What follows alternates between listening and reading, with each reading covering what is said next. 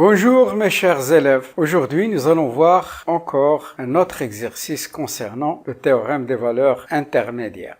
Mais cette fois-ci, nous allons faire intervenir les fonctions trigonométriques. C'est simple, je vais vous rappeler d'abord le théorème. Si f est continu sur un intervalle AB et si f de A multiplié par f de B, c'est-à-dire le produit des images de A et B est négatif, il existe au moins un réel C appartenant à l'intervalle AB tel que f de C est égal à 0. L'exercice. Montrer que l'équation 2 sinus x égale x admet au moins une solution sur l'intervalle I pi sur 3 pi. Certes, vous allez vous demander quel rapport y a-t-il entre une équation et le théorème des valeurs intermédiaires qui fait intervenir une fonction. D'abord, je vais vous dire que nous allons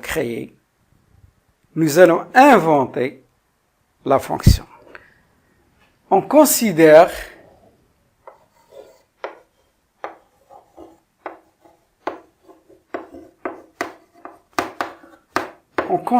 la fonction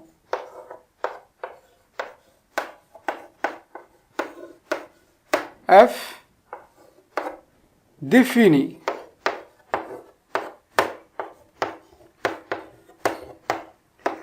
sur l'intervalle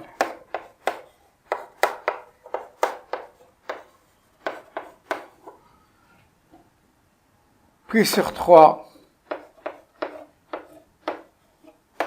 pi par f de x. Comment vais-je obtenir la fonction f de x? En faisant la différence entre le premier membre de l'équation et le deuxième membre de l'équation. 2 sinus x moins x. Voilà ma fonction. On fait ça tout le temps. Maintenant, les étapes, on les connaît. Les étapes qu'on va parcourir, d'abord la continuité. Premièrement, continuité.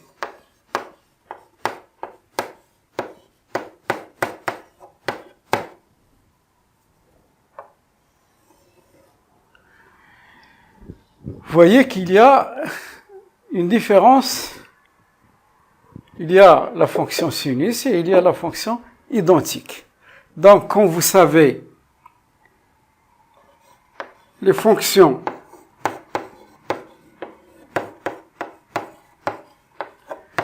x qui a fait correspondre sinus 2 sinus x et x qui fait correspondre x sont continus sur R. C'est une fonction polynôme et la fonction sinus est continue sur R. 2 fois sinus x continue sur R. En particulier, c'est toujours la même rédaction, le même baratin. En particulier sur l'intervalle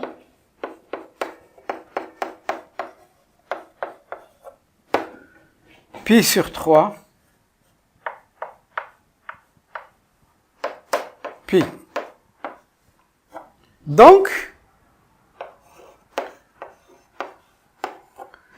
la fonction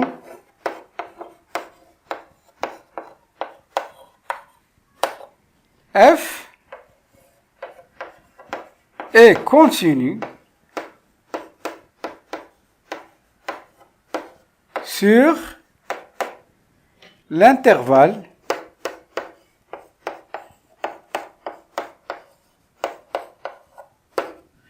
pi sur 3 pi. Pourquoi? Parce que c'est la différence entre deux fonctions continues. Voilà. Donc, on a rempli La première condition, qui est la continuité. Deuxièmement, on doit chercher ce produit. Cherchons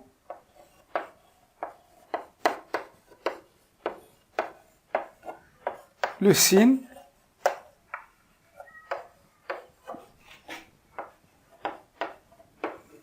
de f de pi sur 3 multiplié par f de pi. F de pi sur 3 multiplié par f de pi. Donc l'image de pi sur 3 par la fonction f, ça donne 2 sinus de pi sur 3 moins pi sur 3. Facteur de 2 sinus de pi moins pi. Sinus de pi sur 3, racine de 3 sur 2, moins pi sur 3. Sinus de pi, c'est-à-dire 2 fois 0, moins pi. Égal, je peux simplifier, ça me donne racine de 3 moins pi sur 3, et ici il me reste moins pi. F de pi sur 3 multiplié par f de pi. Donc, comme vous voyez, moins pi, c'est un nombre négatif. Ici, je vais réduire au même dénominateur. Ça me donne 3 racine de 3 moins pi sur 3 multiplié par moins pi. Ça, c'est un nombre négatif. Je vais voir le signe de celui-ci. Le numérateur, il y a 3 racines de 3, et puis je compare ces deux nombres. Pour comparer deux nombres irrationnels, j'élève au carré. 3 racines de 3 au carré, ça nous donne 27, puis au carré, ça nous donne presque, approximativement, 10. Donc, 3 racines de 3 est plus grand que pi. Donc, celui-là, il est positif, et celui-là, il est négatif. Donc, f de pi sur 3 multiplié par f de pi est négatif. Donc voilà la deuxième condition. Donc on a les deux conditions, on a la continuité et le produit et les négatifs. Conclusion, troisièmement. Conclusion.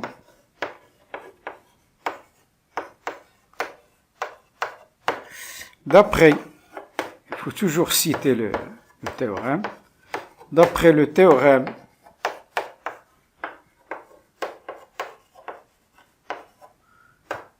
des valeurs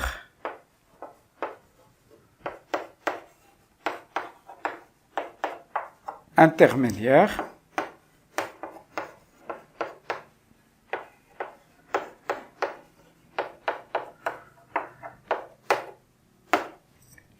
il existe au moins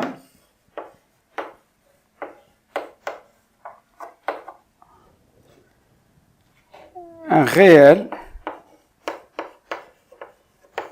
C appartenant à l'intervalle pi sur 3 pi tel que f de C est égal à 0.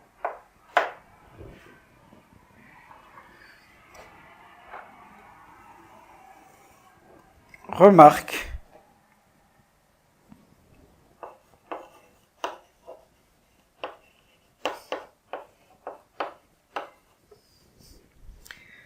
f de C égale à 0 est équivalent. Qu'est-ce que c'est f de c? C'est la fonction de sinus c. Sinus c moins c est égal à 0, ce qui est équivalent de sinus c est égal à c.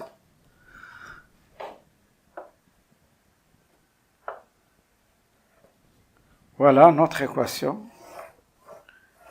Elle admet au moins une solution.